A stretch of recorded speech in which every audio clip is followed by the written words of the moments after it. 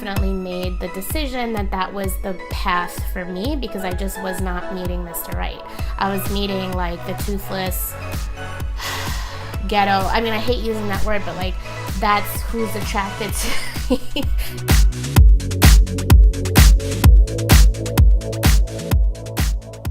Hey everyone, my name is Martine. Welcome back to my channel, Single Mother by Choice. And today I'm going to do a TTC tag. I was actually tagged by Arlett Hartie from Chasing Joy. And so I'm really excited to answer some of these questions for you, and just so that you get to know me a little bit better, and hopefully I get to know you a little bit better if you're starting your TTC journey as well. I'd love for anyone interested in doing this tag to please do so. Okay, so let's get started with the questions. So again, my name is Martine. I am 38. So the first big question is, when did you know that you wanted to be a mom, and when did you decide to do it on your own? So I didn't always want to be a mom. I kind of went back and forth with it when I was younger. So definitely when I was younger, like a teenager, even up to my like early 20s, late teens, early 20s, I did see myself meeting someone and having a family. That was sort of like what I imagined for myself, like a lot of young women do.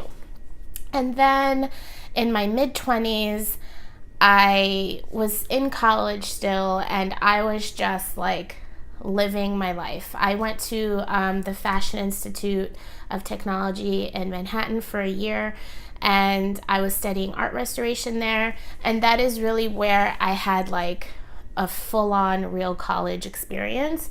I think I was about 21 years old, and I was having so much fun. I met really amazing people, awesome people from all over the world, and we just had so much fun.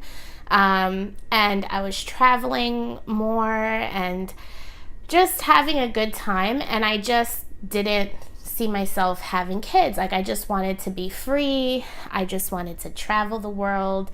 I didn't see myself settling down much. As I got to about the age of 29, 30, that started to slowly shift. It was a slow shift. It wasn't overnight. It was definitely a slow shift. And around 29, I think is the age where I met someone, and like I could see myself having kids with him or settling down at some point. And so that kind of helped me shift things around. But anyway, that didn't work out for other reasons I won't get into. But around 31, I'm like, I want to have a kid. And then I was dating here and there, but not meeting Mr. Right. So at some point, I'm very realistic about biology. I know that people are like, oh, you can have kids anytime. And like, you can, look at women, they're in their 40s now. I get it, but I didn't want to wait that long. It turns out like I didn't have the means to do it sooner, but I definitely, around 32, I started to have the idea, and around the age of 35, I made the decision. So I started thinking about it around 32, but around 35, I definitely made the decision that that was the path for me because I just was not meeting Mr. Right.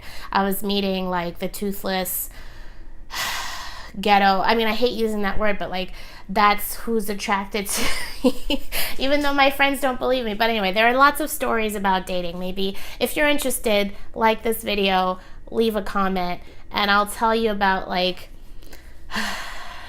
anyway, I have stories. So to answer that question, 32 when I thought about it, but 35 when I made the decision that that's what I was going to do. And then I was 37 when I actually like put the plan that I had created into action. So it's been a long time coming. How long have you been trying to conceive? So again, my planning took a long time, but I've recently started trying to conceive. My first doctor's appointment, I think, was back in April or May. And then it's been sort of like full steam ahead since. Watch some of my next few videos, or I don't know when exactly I'm posting this, but in the next week or two, you'll see videos kind of explaining more about my TTC experience. So how long have you been trying to conceive? So again, just a couple of months. How long will you try before you take a break and give up? I don't know, because I'm just so new to trying. It's only been a couple of months. I really don't know when I'll have had enough. I do know there will be a point where I'll turn to other means of becoming a mother. Working with kids for a long time, and at a young age sort of taking care of my cousin's kid, or like just being involved in kids' lives and helping to like raise kids. I mean, I wasn't like a full-time mom or anything to any kids, but I definitely was like involved in people's lives and helping them with their kids a lot. So I just know that I have it in my heart to love a child that I did not give birth to. I would like to have my own biological child, but I'm very open to adoption. And even if I do have a child on my own, I may consider adoption in the future. That's something that I've always thought about, actually. And that was one of the ideas I had before thinking about becoming a single mother by choice through artificial insemination. Adoption was definitely something I considered and will consider. I just don't know when the breaking point will be for me. I spoke to someone who shared their TTC journey with me and their infertility issues, and she said there was just one day she woke up and was like, a light bulb went off and was like, I'm done. So I feel like maybe that'll be the case for me. I'm also pretty realistic, and if I see that things are just not working out for me biologically, I'm very happy to adopt. It's something that I may consider anyway, even if I have a biological child. So anyway, long-winded answers. How long will you try before you... Oh, I did answer that. Does everyone in your family and friends know you're TTCing? Well, friends and family, if you're watching, that's a resounding yes. I mean, I'm happy to share my life with everyone. I'm an only child, and I don't know if that's why, but like, I don't know. I tell everybody kind of everything. I mean, I don't go into like too personal of details or anything, but just kind of like on YouTube, I keep things general, and I do share quite a bit, but I don't get too in depth in terms of like my emotions. I don't know, because I am the kind of guarded that way, but everybody does know what I'm doing, and I'm happy to tell everybody. Not everyone is so most people are supportive, or at least say they're supportive, but there's definite like shade being thrown. I don't think people realize that I pick up on their shade, but kind of like, oh my god, I'm so happy for you, but then turning around and being like, like, can you believe, whatever, shady people. But that's okay. The people that matter in my life are very, very supportive. And most people that I talk to are very kind and very supportive, so I appreciate those people. Was everyone supportive of your decision? Again, there were some shady shaders, lightly throwing shade, but nothing overt. Most people, I think, are pretty excited, and I think the thing that I've gotten from people too, that I know, is like, wow, like, you're being really brave. I don't feel brave, maybe because I'm naive and don't know what the hell I'm getting into, but I think most people are happy and excited for me that I'm taking this step. What are some crazy things you do while trying to conceive? Well, I am new to the game. However, because I love Googling, you might as well call me the Googler, and I love like going on Pinterest and looking up everything. I am taking like every vitamin under the sun. I know some people are like, you're wasting your money, but I am taking a prenatal vitamin, DHA, CoQ10. I'm taking vitamin D. That's the one thing I discovered is like that can really affect your egg quality if you're low in vitamin D, and that's something I've always been deficient in. If you can tell, I'm glowing, right? I'm glowing. It's from all the sun I've been getting lately. I was in Miami for a couple of days, and then I'm trying to, just for 15-20 minutes a day, go outside. It's the summertime, but definitely taking vitamin D. I was taking maca and ashwagandha for hormonal balance, but I kind of stopped that. And now my latest thing is that I'm trying these castor oil packs, because I do have a small fibroid, and apparently like castor oil is really good for helping to reduce the size of them or even getting rid of them. I don't know. I'm willing to try anything.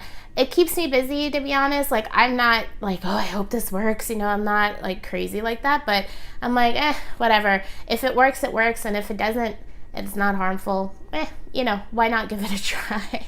So I'm one of those. I kind of research everything and try everything. So if you have any ideas of what I should be doing to keep me busy some more, let me know. What number of children will this be for you? So this would be my first child. I don't have any children. So how many kids do you want? I definitely am thinking at least one. Let's start with one. And then if I have a second, great. Or like I said before, I'm totally happy to consider adoption. I haven't done any research on it, although there's another YouTuber, I can't think of her name right now, but who is in the process of adopting as we speak. And so I've been watching her videos, but I haven't done my own research yet. But definitely at least one child. Have you been diagnosed with any kind of infertility? As of right now, no, I have not. And as I mentioned before, I do have a very, very small fibroid in my uterus. I don't know if that will eventually be an issue or is an issue, and I'm not aware of it yet. But as of now, everything seems to be operating just fine. I also have, if you haven't watched some of my earlier videos, I do have an autoimmune disease known as Hashimoto's thyroiditis, and it's basically where your body attacks your thyroid. It thinks it's like a foreign invader and like attacks it. So I am on medication daily for that, and I'm being monitored even more closely for that now that I'm trying to conceive. My numbers did go up higher than they should be for someone trying to conceive, but then my doctor upped my meds recently, and like they went back to, a healthy number for someone trying to conceive. Let's see. Do you use OPKs, which are ovulation prediction kits? Yes. I started using OPKs about a month or so, or maybe almost 2 months before I did my first IUI cycle. And that was because honestly, like my whole life, I just knew I got my period. I didn't pay attention to when I ovulated or if I ovulated.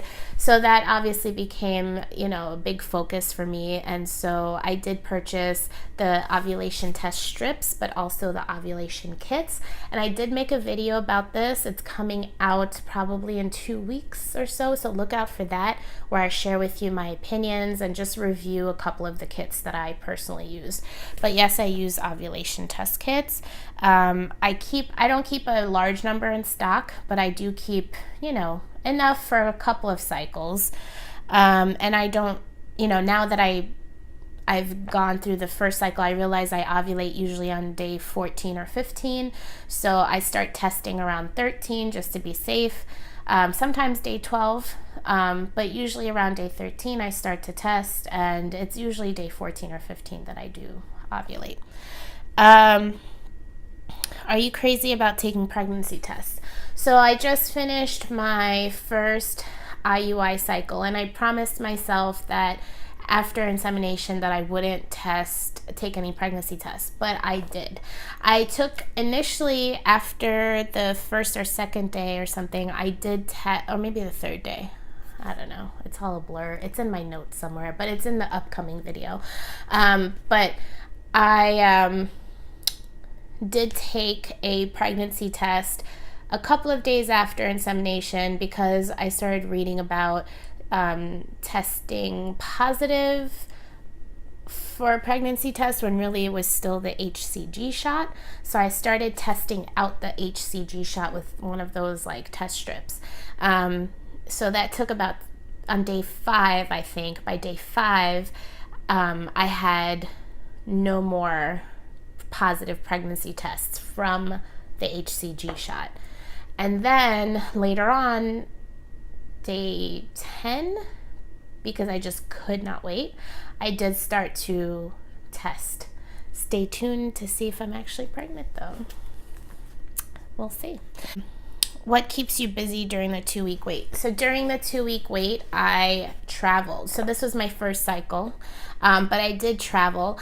That wasn't planned, like it wasn't coordinated with when I would do my first insemination. It just happened to be that way, and I think it was good and bad. It was good because I was busy, I was out, I was having fun. It kept my mind off things most of the time.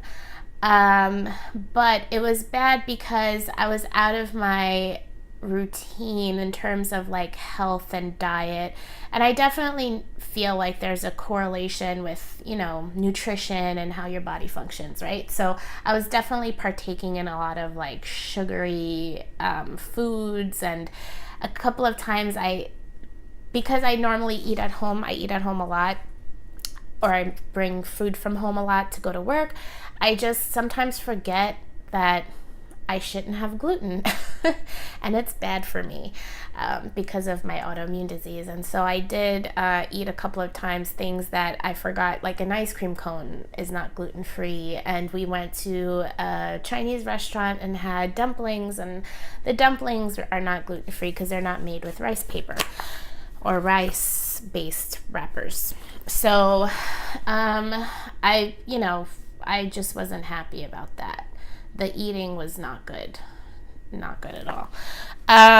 But I did keep busy that way. And also when I was home during the 2-week wait before traveling, definitely hanging out with friends, going to lunch, going to dinners, like definitely just keeping busy and laughing, trying to just keep your mind off things. That really helped me a lot.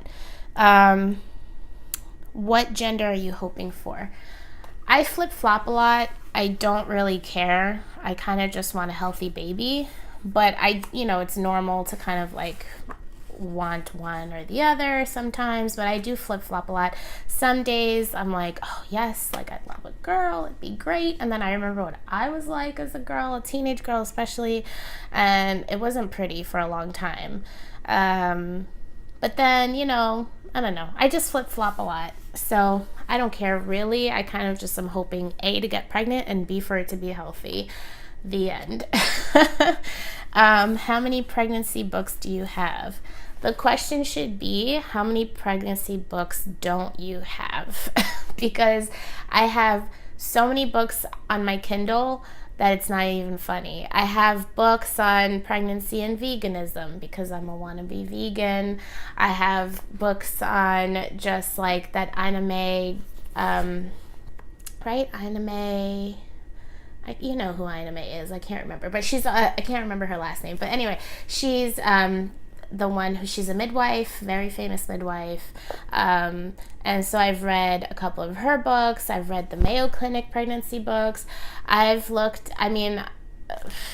What books don't I have should be the question. I have a lot. I'll list some of them down below, or just like let me know if you're interested in which ones I've read. I'll let you know in the comments. Do you plan to do pregnancy vlogs when you conceive? Hell yeah. I love watching, and the reason is because I do love watching pregnancy vlogs.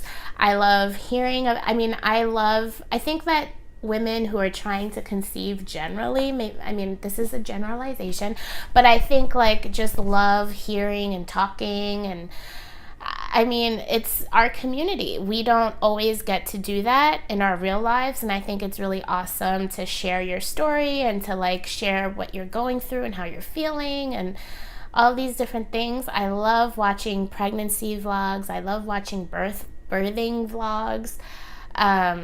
I'm just obsessed with all of those. So yes, I also plan on doing that. What have you bought for your future baby?